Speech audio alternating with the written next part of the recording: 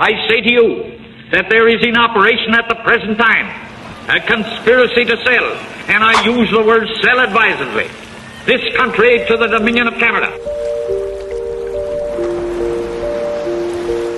In the shadowy hours before dawn, when the icy winds of Newfoundland lash against weather-beaten shingles and the ocean growls beyond the cliffs, the old hag prowls unseen, born of salt, storm, and superstition. She is an ancient and malevolent spirit, feared across the island's rugged outports and remote coves. A ghostly remnant of the old world's darkest lore, adapted to the isolation and hardship of life on the rock. The old hag is described as a twisted, witch-like crone, her body gnarled and hunched with centuries of malevolence. Her skin is leathery and deeply wrinkled, like driftwood weathered by the sea. Her long, tangled hair is matted with brine and dirt, wild as the Newfoundland gales. Her eyes gleam in the darkness with a sinister, unnatural light, glassy orbs that pierce through dream and shadow alike. Her mouth stretches into a twisted, toothless grin, as if feeding off the terror of her victims.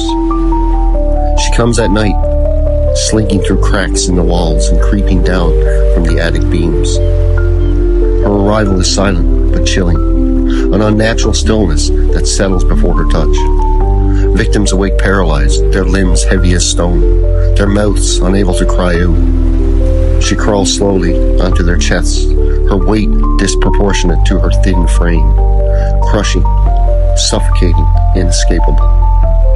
Her wiry hands grip the air just inches from their faces, as if savoring the panic.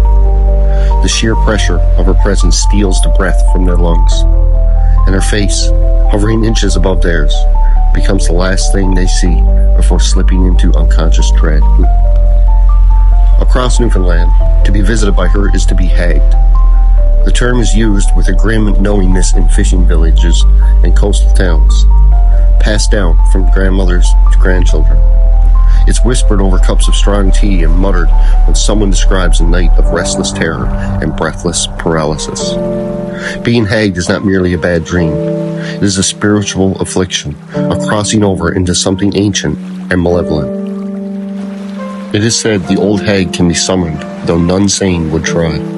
By reciting the Lord's Prayer backwards, a blasphemous inversion thought to open the door to darker things. In this inversion of faith and protection, the hag is invited, a willing agent of despair drawn to the soul's vulnerability and sleep.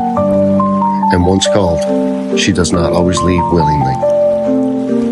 Her legend is deeply entwined with Newfoundland's unforgiving landscape, a place of long winters, roaring seas, and lonely nights where minds can play tricks in the dim light of kerosene lamps. The isolation of life on the edge of the world gave rise to such spirits, figures who personify the fears that bloom in solitude, in silence, in the liminal space between sleep and waking. The old hag is more than a nightmare. She is the embodiment of ancestral fear, woven into the cultural fabric of Newfoundland. Her tale, passed down through generations, serves as a vessel for memory and meaning, binding Newfoundlanders to the trials, beliefs, and imagination of their forebears.